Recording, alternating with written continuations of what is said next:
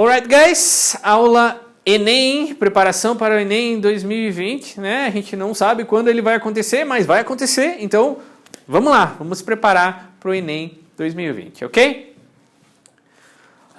O que é importante, primeiramente, a gente saber nessas aulas? Como estudar para o Enem, né? Como? Né? De que forma no inglês é importante estudar assim ou assado, né? Então, o que eu recomendo, eu coloquei aqui para vocês, leia com frequência para ganhar ritmo de leitura e vocabulário. Porque o que acontece, até para vestibular também, né? Eu conheço muito de inglês, né? Eu já tenho feito 10 anos de aula de inglês aí e tal, mas eu chego na hora, para eu poder compreender bem, eu faço uma leitura lenta.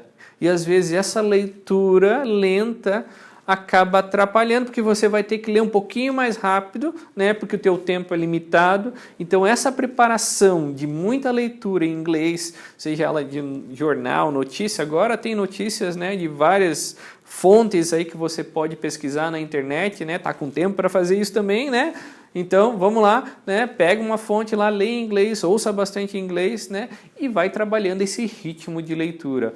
Porque uma coisa é você ler, né? Outra coisa é você ler num ritmo e interpretar, né? Internalizar aquilo que você está lendo. Então, é importante essa leitura. Segunda coisa, né? Resolva provas antigas para identificar detalhes isolados nas questões do Enem, né? Eu até separei aqui, ó, detalhes isolados é uma coisa importante nas provas de inglês do Enem. Ele vai naquele detalhezinho que é importante, naquela palavra, naquele fato que eu coloquei, fatos pontuais do texto, né?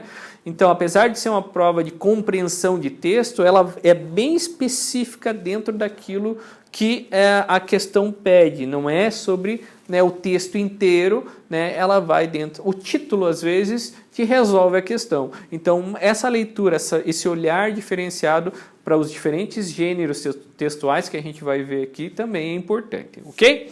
Então, essa é a minha primeira dica aí para vocês, né? Vamos entender um pouco mais sobre a prova de inglês do Enem. Para quem já fez, né, a prova, talvez lembre aí como é que funciona, né, eu vou dar uma relembrada aqui para aqueles que não conhecem, né, ou para aqueles que já fizeram também, para relembrar. Ok?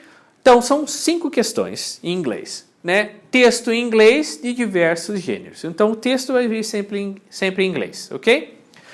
O que vem, que diferencia das provas da federal, por exemplo, de vestibular? Que o enunciado é em português e as questões são em português, ok? Então, você tem ali um texto totalmente em inglês com as questões e o enunciado em português. Ajuda? Ajuda, às vezes, se eu não conheço o vocabulário do texto, né? E ela faz uma introdução no enunciado lá me dizendo sobre o que se trata o texto, vai me ajudar, né? Com certeza. Às vezes complica, porque como eu não sei o vocabulário, pode ser que tenha alguma pegadinha ali para eu, né, ou para qualquer um ali poder errar a questão ou se confundir na questão, né? Não faz para errar, mas para confundir a questão, ok? Então, essa é a primeira coisa que a gente tem que saber sobre a prova de inglês do Enem. A segunda coisa que eu coloquei aqui, compreensão de texto, do texto envolve, como eu falei antes, um tema central ou de uma ideia definida. Então, eu vou através de um tema central lá, né, seja de um gênero de cartoon, né? Então, vai trazer alguma temática ali central, né? E alguns aspectos de determinadas palavras que foram usadas. E a gente vai ver até nos exercícios, né, que não fala sobre gramática, a gente não vai estudar gramática, mas uma das questões do Enem do ano passado perguntou sobre but e yet, né, que são conjunções ali que a gente estuda na gramática. Então, são palavrinhas específicas ali que a gente precisa saber, ok? E a última, número 3 aqui que eu coloquei, estratégias para a compreensão do texto, né? A gente vai ter que fazer uma boa leitura, uma boa compreensão de texto. A leitura primeira que a gente faz é a leitura global do texto, né? Vamos sempre pensar no tempo, estou com tempo para fazer isso, então beleza. Vou fazer aquela leitura global, quer dizer, não vou nos detalhes ainda, vou fazer levantamento de hipóteses, né? eu vejo lá o cartoon, eu sei que Garfield é sarcástico, né? Já vou fazendo as minhas hipóteses, né, sobre o que se trata o texto. Vou identificar algumas palavrinhas-chave dentro do texto ali que podem me ajudar no contexto, né, se eu não souber a frase inteira. Vou também buscar cognatos, isso é importantíssimo. Mas, professor, às vezes tem aqueles que atrapalham, que chamam falso cognatos. Mínimo, são coisas pequenas ali em comparação aos cognatos que a gente tem do português para o inglês. Então, atrás de cognatos, né, palavras que são parecidas em significado, né, no português e no inglês, né? Então, essa é importante também. E aqui observar a fonte do texto. Daí a gente vai pensar um pouquinho em gêneros textuais, né? Eu tenho lá na minha fonte New York Times, eu sei que é um texto de notícias, né? Então esses gêneros textuais a gente vai identificando dentro da leitura. E o último item que eu coloquei aqui, observar os tipos de linguagem. E no Enem é muito, muito importante, né? Ela pode ser verbal, ali, né? Escrito, alguém falando, né? Ter palavras no texto. Ela pode ser não verbal também, a própria figura, né? Essa relação da figura ali pode me indicar o que está acontecendo no texto, né?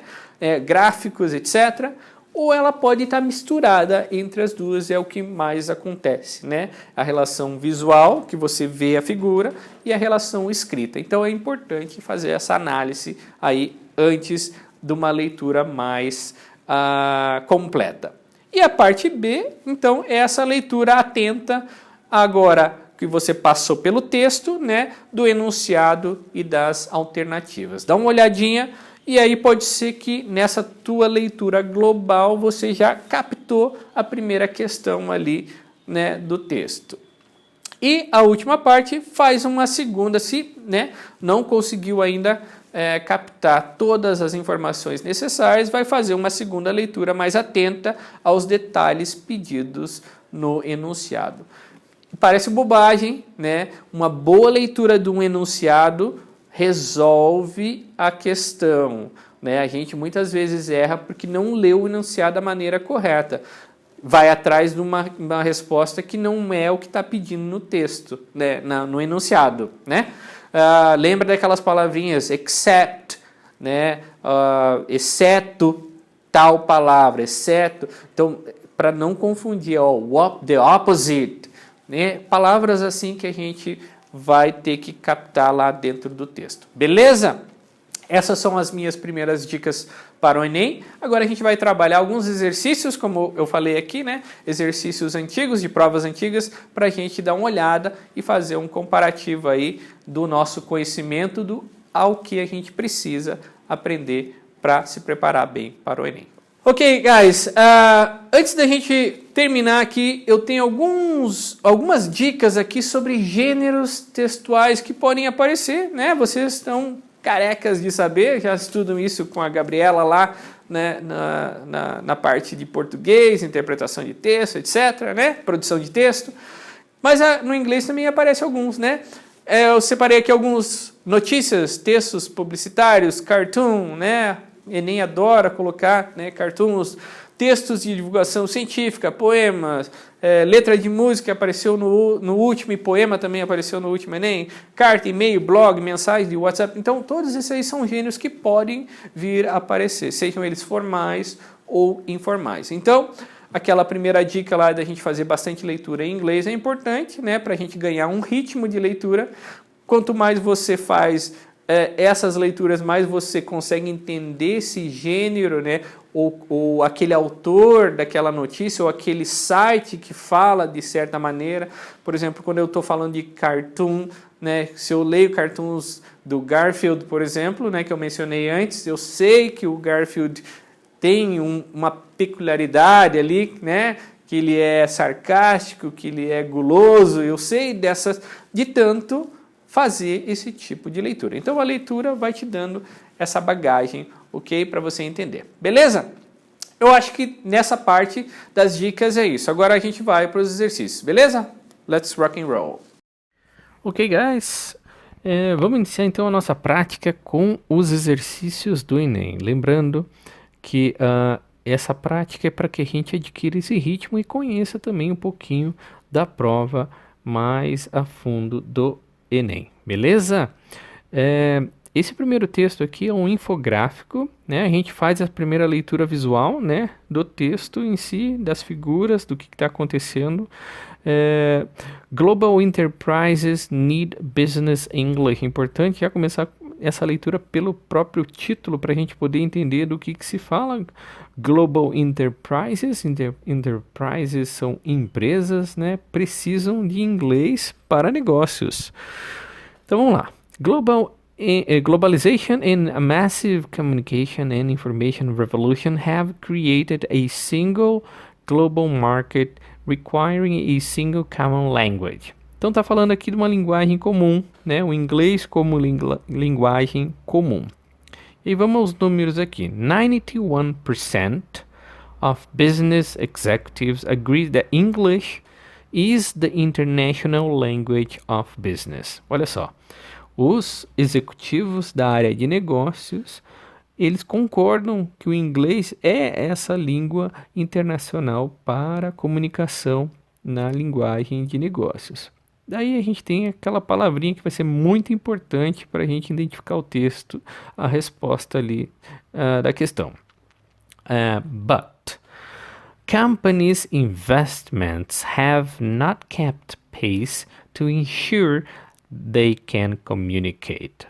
Então, olha só, as empresas, né, e os executivos, apesar de reconhecerem a importância da língua inglesa nesse mundo, nesse contexto internacional, não fazem muito ou não investem muito para que se mantenha esse ritmo, né, e que os empregados possam se comunicar da melhor maneira possível na língua inglesa. Vamos seguindo ali. 92% of non-native English-speaking global enterprise employees say communication in English is critical or important for their job. Então, um bom número, um grande número, 92% consideram, né, desses não falantes da língua inglesa, né, esses empregados não falantes da língua inglesa, que inglês é importantíssimo, é critical, né, or important para o seu trabalho. No entanto, yet only, né, somente 7% report that their current English skills are sufficient for success on their job. Desse total, né, somente 7% dizem que o seu inglês é aquele inglês suficiente para se comunicar de uma forma bem-sucedida no trabalho. Então, veja, temos aqui, né, a ideia de algo que é muito importante, né? 91% concordam que o inglês é importante, mas o investimento não é feito para que isso aconteça. 92% acreditam que a comunicação em inglês ela é importantíssima no seu trabalho, é crítica, mas somente 7% tem o inglês qualificado para poder fazer essa comunicação em inglês. Então, nós estamos trabalhando aqui com duas ideias, né? Então, esse but, esse yet, que vai ser a pedida ali do exercício, ele faz uma ideia de contraste, né? Do que é importante para o que é oferecido, do que é ideal para o que é real, né? Então, vamos lá.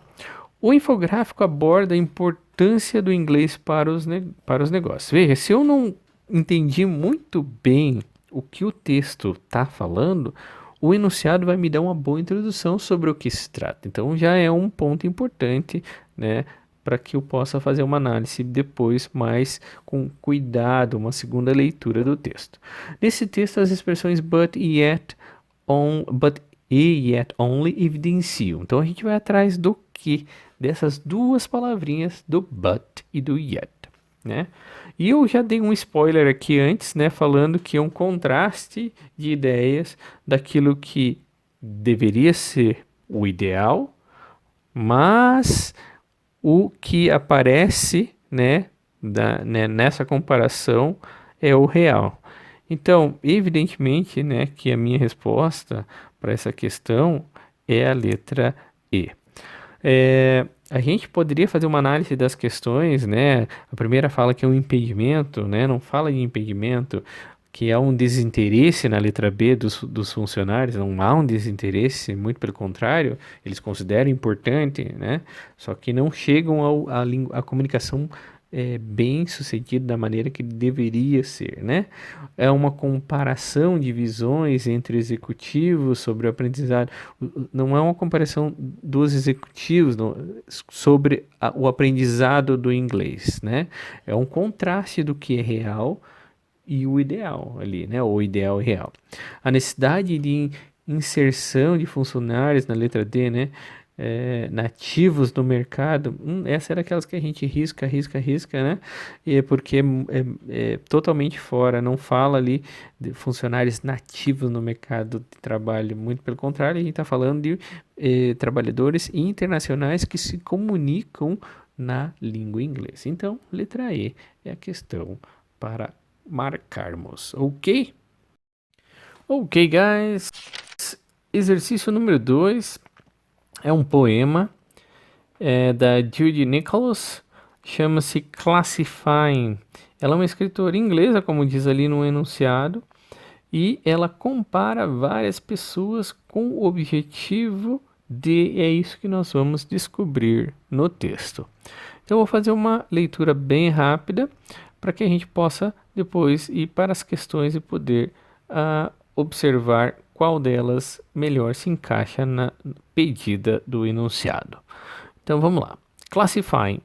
Philip and Annie wear glasses, and so do Jim and Sue.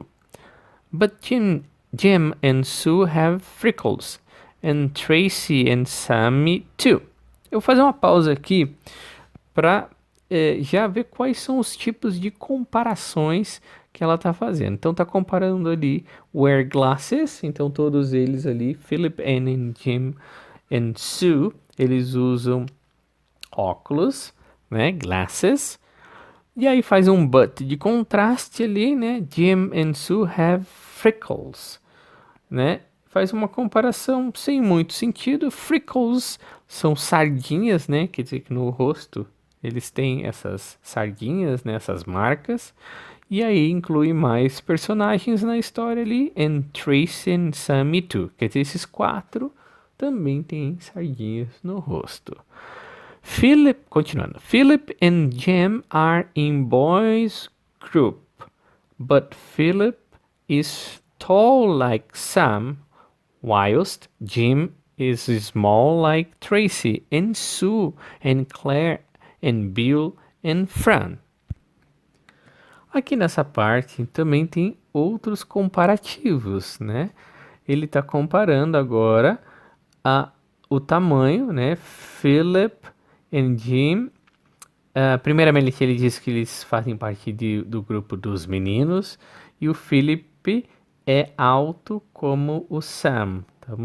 Estamos incluindo mais personagens. Enquanto o Jim é pequeno como a Tracy. Small like Tracy. And Sue and Claire, todos eles são pequenos. O Philip e o Sam, que são mais altos, né? Continuando.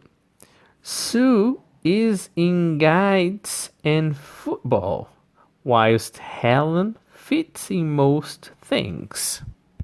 Except she's a girl and quite tall. Então, aqui também continuando as comparações, né? Ela fala que Sue está em guides, né? Guides é uma organização, né, que incentiva as mulheres a fazerem serem independentes, fazer práticas esportivas, etc. E está em futebol também. Enquanto a Helen fits in most things. Quer dizer que a Helen se encaixa em quase todas as coisas, na grande maioria, exceto que ela é uma menina e é alta. Então, nessa parte nós temos comparações com características físicas, com atividades esportivas, com atividades sociais e etc. Vou continuar lá. Jenny is curly and blonde and short, while Sally is curly but dark. Também aqui são características físicas, né? Cabelo encaracolado, loiro, né? De baixa estatura. Continuando ali. Jenny likes netball, writing and maths, but Sally likes no kind of work. Nesse trecho a gente tem uma comparação na parte esportiva. Continuando ali. Philip and Sam are both jolly, friends best for a quiet chat. Mais uma comparação aqui, né? Falando sobre o Philip e Sam, que são alegres, joviais, e do Fran, que ele é o melhor de um papo mais reservado, quieto. Continuando. Now I have freckles like joking. I'm tall, curly, dark, and guides football and play penny whistle and the piano. How do I fit into all that? Muito interessante essa última parte que fala do eu, né, o eu autor, né, o escritor, que acaba abraçando, tendo várias características, né, que foram mencionadas ali no texto, né? A gente vai dar uma olhada então nas questões e a gente tem que prestar muita atenção porque tem uma ou outra pegadinha. Então vamos lá. Letra A. Enumerar a diversidade de características físicas. Veja, a gente até tem várias descrições de características físicas, mas não é o objetivo enumerá-las, mesmo porque nós não temos somente características físicas descritas aqui no texto. Então, letra B. Classificar as preferências de diferentes pessoas. Mais uma vez, a gente não está atrás deste objetivo na classificação das preferências, mesmo porque são citadas características físicas e não somente preferências, como fala ali da parte esportiva, né? É falado que ela faz tal coisa, não significa que ela prefere aquele tal exercício ou estar dentro daquela atividade. Então, letra C. Ilustrar a relação entre tipo físico e estilo de vida. Também não faz essa relação, esse comparativo do físico e do estilo de vida. Simplesmente faz um relato das características e de algumas coisas que cada pessoa tem ou possui, né? Letra D. Destacar as singularidades de cada ser humano. Essa realmente é uma ótima alternativa porque ele evidencia, ele destaca o que cada pessoa tem ou o que faz. Então ele faz um destaque dessas particularidades, dessas singularidades, individualidades de cada pessoa. Então essa questão é uma questão boa para ser respondida. Letra E. Letra E, denunciar a intolerância às diferenças físicas. Então essa era aquela que a gente risca, né? E evidentemente a questão que se adequa melhor ao texto é a letra D.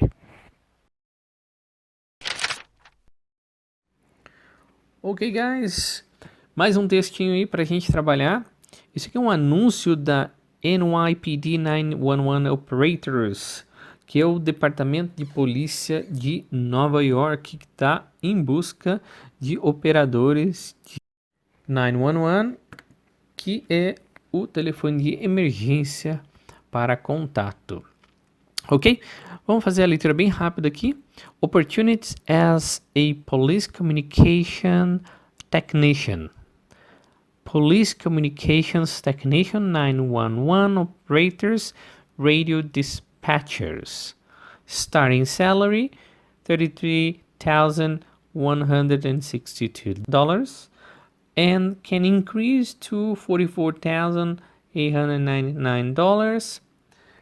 Requirements. O que você precisa ter de qualificação ou ter de habilidade para fazer parte deste emprego. Vamos lá. Number 1.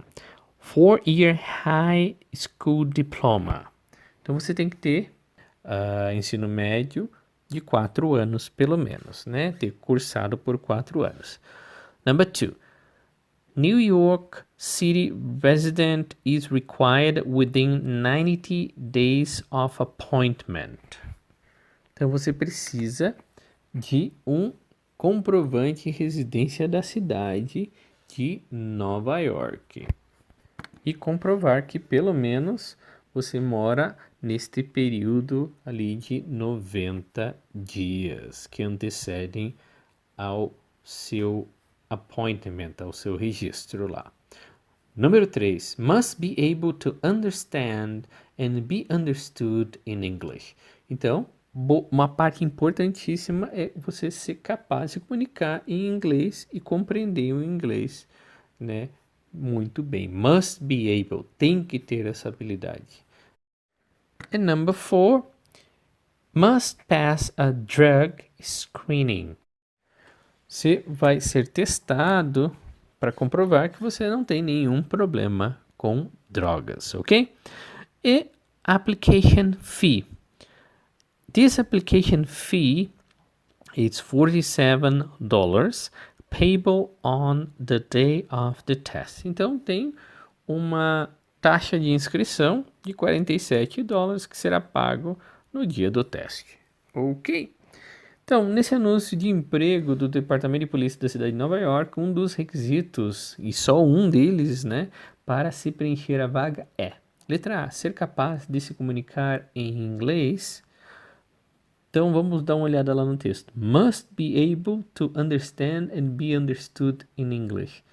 Ser capaz, be able to. Opa, essa questão aí já parece interessante. Letra B, pagar a taxa de inscrição antecipadamente. Antecipadamente. Não. Lá na última linha, payable on the day of the test. On the day of the test quer dizer no dia da prova, né? Letra C. Morar em Nova York por 90 dias após o teste. Ao contrário, né? Você tem que comprovar residência de pelo menos 90 dias antes desse período do teste ali. Letra D. Ser experiente na área de combate às drogas. Não fala nada sobre experiência de combate às drogas, sim que você tem que passar no teste antidrogas, né? Que você será submetido. Letra E. Ter diploma de ensino médio há 4 anos. Não é há 4 anos, mas ter esses 4 anos de diploma, de curso de ensino médio, né? Não é o período de tempo de 4 anos para trás que foi adquirido esse diploma ou se formado nesse período. Então, a melhor questão, a melhor resposta para esta aqui é, evidentemente, que é a letra A. Ok? Ok, pessoal, questão número 4 é um texto de uma letra de uma música chama Englishman in New York. Então, vamos ler aqui bem rapidinho, né? Quem quiser ouvi-la depois, é uma música do Sting, né? Então pode aproveitar e já fazer uma boa leitura e acompanhando uma música. Então vamos lá. I don't drink coffee, I take tea, my dear. I like my toast done on one side. And you can hear it in my accent when I talk. I'm an Englishman in New York. Olha só, o texto já começa falando desse Englishman, né? Esse homem inglês, né? Que mora na cidade de Nova York. Então, já nesse comparativo entre o inglês e o americano, né? Que ele não toma café, ele toma chá, né? Que ele gosta da torrada bem passada de um lado. E olha como é o sotaque dele quando ele fala, né? Com sotaque britânico bonito, né? I'm an Englishman. See my walk down Fifth Avenue, a walking cane here at my side. I take it everywhere I walk. I'm an Englishman in New York. Então, aquela ideia do britânico caminhando ali com uma bengala, né, típica do inglês, estilosa, e ele leva ela para todos os lugares. Então, continuando ali no refrão agora, I'm an alien, I'm a legal alien. I'm an Englishman in New York. I'm an alien, I'm a legal alien. I'm an Englishman in New York. É um alienígena, mas é um alienígena ok, legal, né? Faz parte. Modesty, propriety can lead to notoriety. You could end up as the only one. Gentleness, sobriety are rare in this society. At night, a candle's brighter than the sun. Então, veja bem, é um texto que faz essa comparação entre o Englishman, o homem inglês, e o americano. Então, na letra da canção Englishman in New York, a fala do eu lírico evidencia uma atitude. Então, vamos lá para as questões. Letra A. A exaltação dos hábitos de um outro povo. Então, o eu lírico não fala de um outro povo, ele fala dele, né? Do Englishman, do povo dele. Né? Então, essa questão não condiz com a resposta. Letra B. Dificuldade de adaptação à cultura alheia. Essa faz bastante sentido, porque uma vez que ele vive em New York, mas fala tanto, compara tanto aquele hábito dele em inglês, da maneira com que ele se põe dentro daquela sociedade, então mostra aí que ele não consegue, ele é um alienígena dentro dessa nova cultura, dessa nova sociedade. Então, letra B é a questão que faz bastante sentido aí, ok? Letra C, valorização da diversidade de costumes. Não há uma valorização, né, dessas diversidades, ele vai contando da sua própria história ali. Então, a dele é importante em comparação às outras ali, né? Então, não há uma valorização dessa diversidade. Letra D, disponibilidade para aprender coisas novas. Em nenhum momento do texto fala nessa possibilidade, né, que ele se dispor a aprender coisas diferentes. Muito pelo contrário, né? O que ele está fazendo, o que ele é muito mais importante do que o que está acontecendo dentro daquele ambiente onde ele está agora inserido. Letra E, predisposição a um comportamento solitário. Bom, se a gente fizer uma análise bem a fundo, talvez, né, há uma predisposição mas vai saber se não existirá outra pessoa que pensa exatamente como ele vivendo dentro daquela sociedade, né? Então, pode até confundir essa questão um pouquinho, né? Porém, a letra B é aquela que nos dá mais proximidade daquilo que a gente precisa para a resposta, beleza? Ok, pessoal, aqui nós temos um cartoon, né, outro gênero para a gente poder analisar. Esse é já uma prova de 2018. Então vamos trabalhar aqui esse texto. A gente faz uma análise da figura, né? Dois jovens ali caminhando, dois amigos, e aí eles vão batendo um papo. E diz assim: When I was 5, everyone told me to be a big boy. Né? Então, todo mundo, os pais, as pessoas, quando ele tinha 5 anos, falavam: você tem que ser um menino, né, grande, já amadurecido. When I was 10, they told me I should be more mature. Ele usa a palavra mature, de amadurecer, né? Quando eu tinha 10, eles me falaram que eu deveria ser mais maduro, né? Now, they say it's time to start acting like an adult. Agora eles me dizem que eu tenho que começar a agir como um adulto. At this rate, nessa velocidade, I will be eligible for Social Security before I graduate from high school. Então, nessa velocidade, eu estarei elegível, qualificado para aposentadoria antes de eu me formar no ensino médio. Então, esse texto é bem interessante. Ele fala nesse processo de aceleração, né? Ele faz uma crítica, como diz o enunciado, a esse fato da sociedade exigir do adolescente, né, da faixa etária de vocês, cada vez mais e mais. Então, aqui se faz essa crítica, né? Ele exige do adolescente que se aposente prematuramente, essa ideia de se aposentar mais cedo, não, né? De amadurecer precocemente, de que estude aplicadamente, se forme rapidamente, ou ouça atentamente. Evidentemente, ele usa aquela palavrinha ali, né, mature, essa ideia da aceleração nesse processo de amadurecimento. Então, evidentemente que essa questão ela é um pouquinho mais simples de resolver, é a letra B, beleza?